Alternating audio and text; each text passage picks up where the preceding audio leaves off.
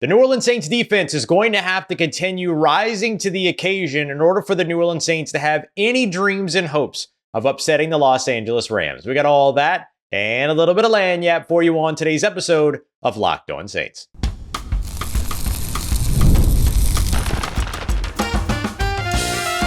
You are Locked On Saints, your daily New Orleans Saints podcast. Part of the Locked On Podcast Network, your team every day.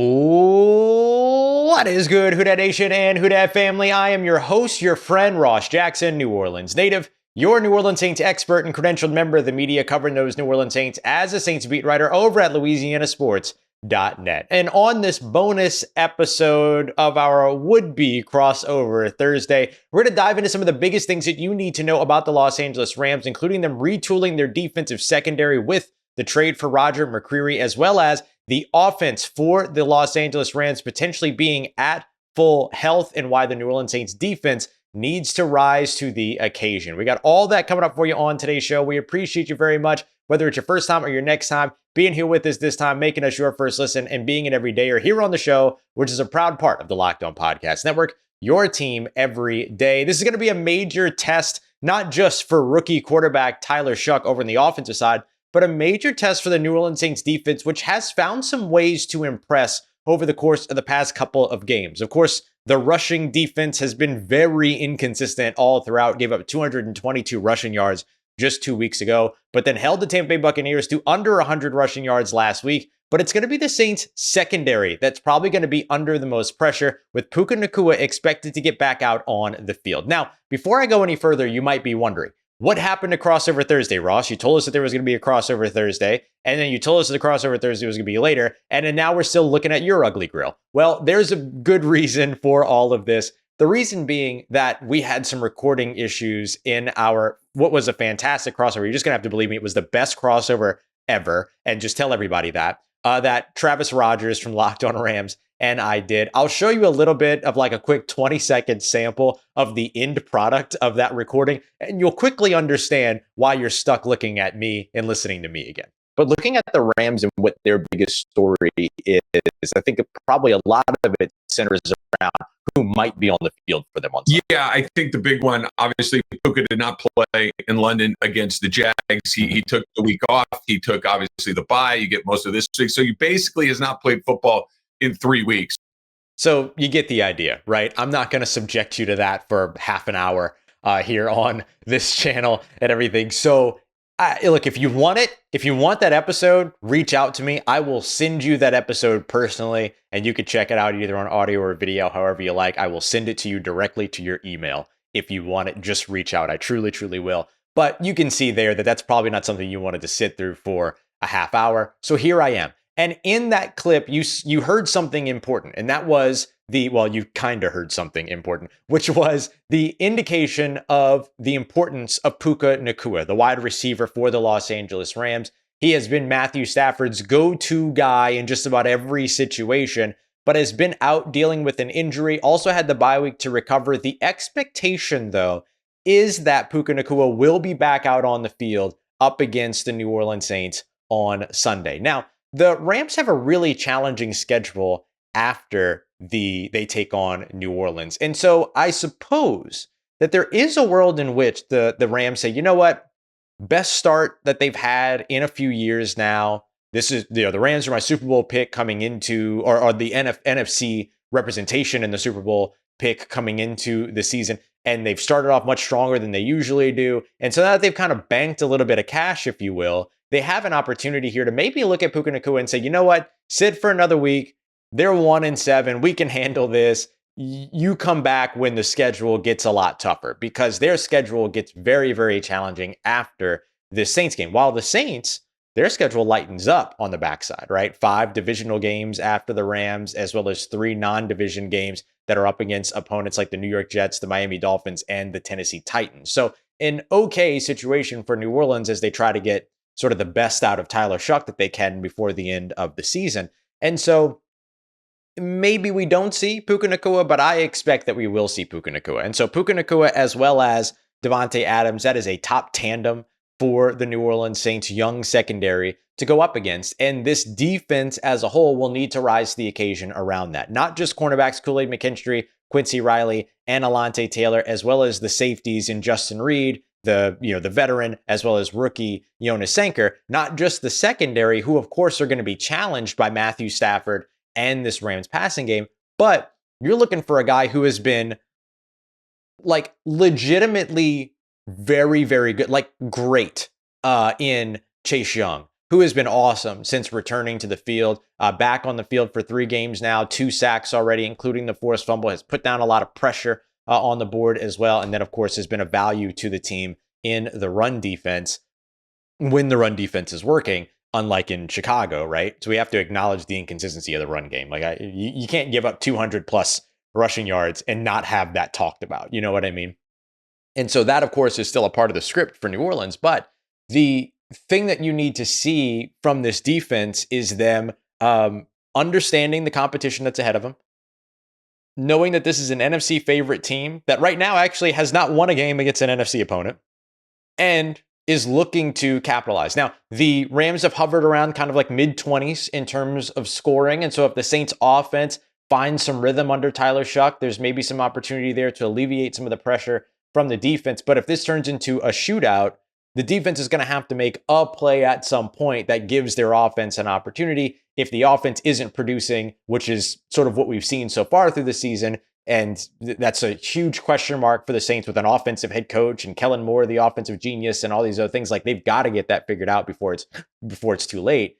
The defense is going to have a really, really rough time if the Saints offense isn't able to stay out on the field. So the defense absolutely has to rise to the occasion here, especially if Puka Nacua is available. I think that his availability is a major factor in this game and could change everything for the Los Angeles Rams and therefore everything going up against the New Orleans Saints. So look for the New Orleans Saints defense to find a way to get it done if they can. And of course, don't forget familiarity here between Sean McVay and Brandon Staley. And that familiarity goes both ways. Yes, Brandon Staley very accustomed to understanding what it is that Sean McVay likes to do, but Sean McVay very accustomed to understanding of what it is that Brandon Staley likes to do as well. Plus their years apart, of course, create a lot of difference in terms of the variations of things that they could potentially deploy. So we'll see how things go, but that is going to be a massive factor in this game. The Saints defense, particularly defensive secondary and pass rush, trying to limit that passing game of Matthew Stafford, Puka Nacua, Devontae Adams, and all the other weapons that they have on that Rams offense. And keep in mind, too, both of these teams have struggled when it comes to special teams, particularly field goals. We've seen Sean McVay pass on some opportunities to take field goals and instead going for it on 4th down, which I think NFL teams are just doing more anyway. Now that a touchback gets you 2 first downs away from field goal range, it doesn't make a lot of sense to take a field goal in opposing opportunity that you could potentially then kick off, and then 2 plays later you're giving up a field goal the other way, where instead you could potentially either score a touchdown on 4th down or force them to start with worse field position because you turned the ball over on down. So I think we're going to see a lot of decision-making change for offenses around the NFL, but the Rams would be undefeated right now were it not for blocked field goals in particular. The Saints, Phil Galliano, they've done a very good job of getting after some of those field goals. And so if that field goal block team can get their hands on one, that could potentially be a big factor. But of course, the Saints right now have Blake Grupe, who has not been as consistent as he was during the season as he was during training camp. And at least for a little while, carried the worst field goal percentage of all field goal kickers that were active at one point during this season at 70%. So watch for special teams to have a big time impact in this game as well. And don't forget that the New Orleans Saints, of course, are going to have a big test ahead of them when it comes to a fantastic Los Angeles Rams defense. But that Rams defense does have one weak spot that could work in the advantage of rookie Tyler Shough. We got that coming up for you next as we continue on with today's episode of Locked On Saints, part of Locked On Podcast Network, your team every day. Today's episode of Locked On Saints is brought to you by our friends over at PrizePicks, the best and easiest way to play daily fantasy sports. Whether you're keeping up with the NFL or the NBA or both, there's no better time to get in on the action. And PrizePicks makes it super easy to do exactly that. All you got to do is choose more or less on 2 to 6 player projections, and the decisions that you and I make every day can all of a sudden get you paid over on PrizePicks if you get those right.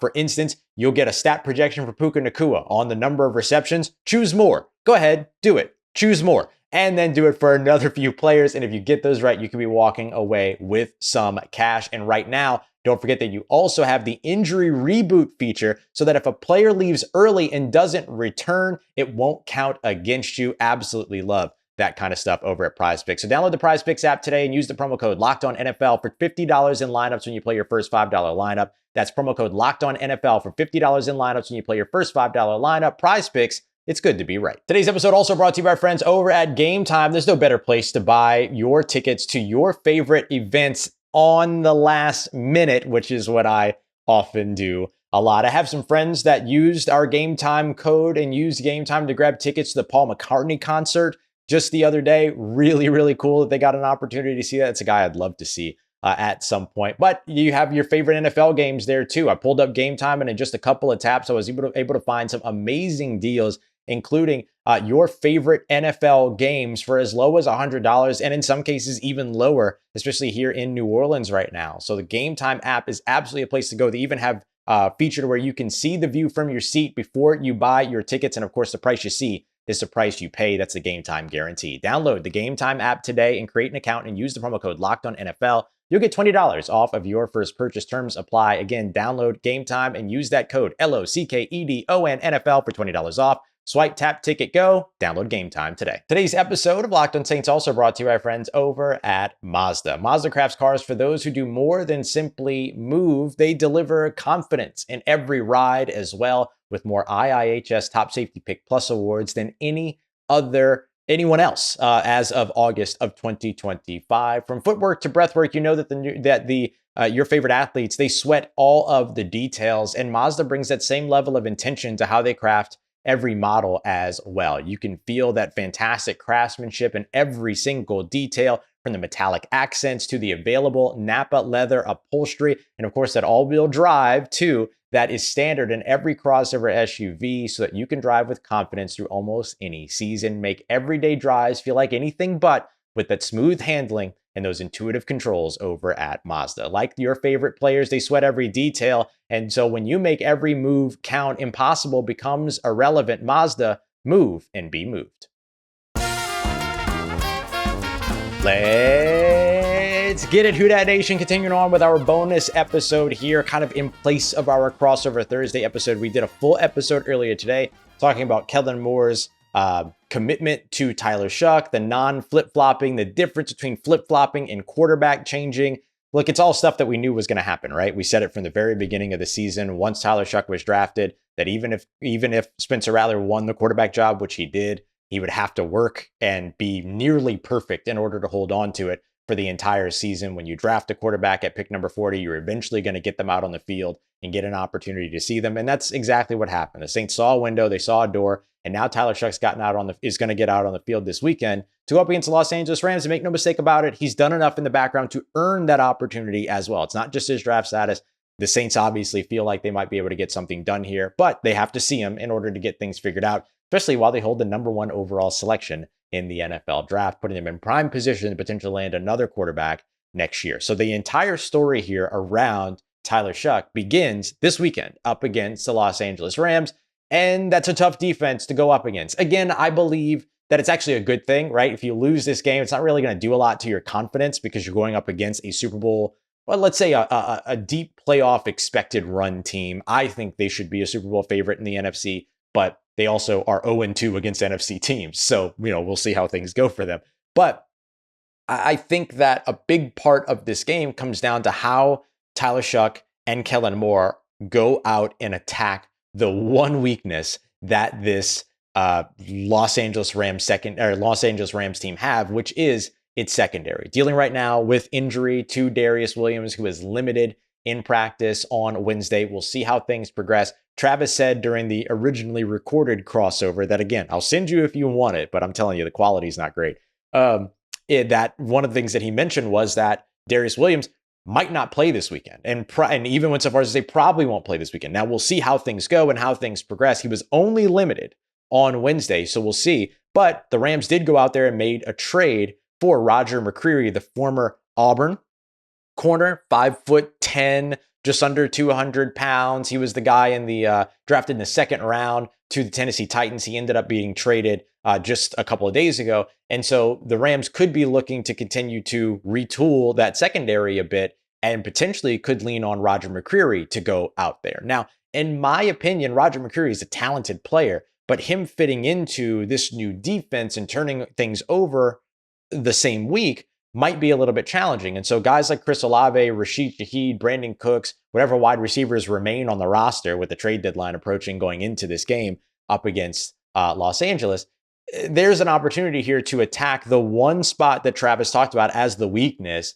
for this Los Angeles Rams team, and that's the secondary. The issue is that the offensive line for New Orleans, which has been inconsistent at best when it comes to pass protection and run protection, that they're going to have to buy Tyler Shough time. Now, maybe there's something different about how the line is orchestrated or how the offense is orchestrated that creates some of those opportunities. But even when Tyler Shough went in up against the Tampa Bay Buccaneers, he was throwing at 2.48 seconds per throw. That was his time to throw. So still a lot of quick moves, a lot of check downs, a lot of keeping things underneath and all those other things. So does that change with a week's worth of preparation, a week's worth of practice, all of those pieces? But when you have guys like Byron Young, as well as Jared Verse, and guys on the interior that are fantastic as well over in Los Angeles, breathing down your neck, that front is going to make things very challenging for the young rookie going into the situation. It's going to make things challenging for Kellen Moore, and it's going to make things challenging for this offense,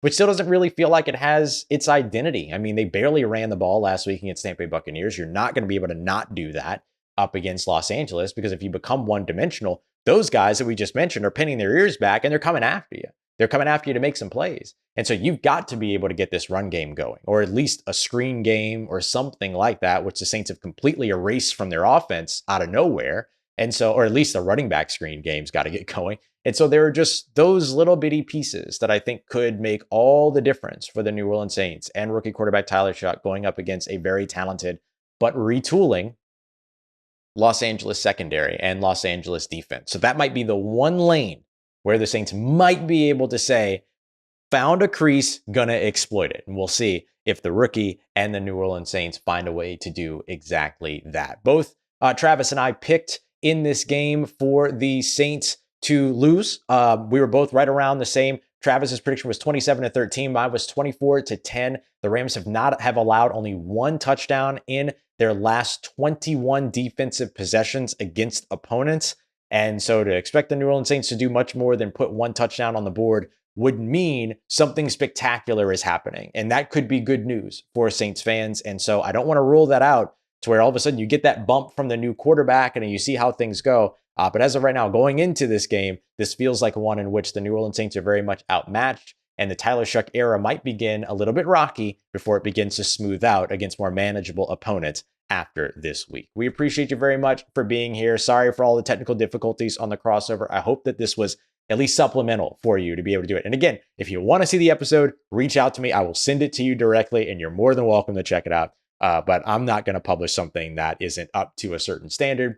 And so I'm happy to do this to make sure you get the content that you are looking for. I appreciate very much your patience and your understanding. We'll see you again here tomorrow as we go even deeper into this matchup and how the New Orleans Saints, what the New Orleans Saints need to do to potentially, though unlikely, steal away a big-time upset victory in Los Angeles. We appreciate you very much, as always, making us a part of your day, part of your routine, for saying yes to me and the show. If you see me, please say hi. If you need anything else around your New Orleans Saints in between these episodes, make sure you follow me on your favorite social media at Ross Jackson, NOLA. Hit me up. Let me know what the family's doing. Let me know how you living. Let me know how you momming them. And trust you, that nation.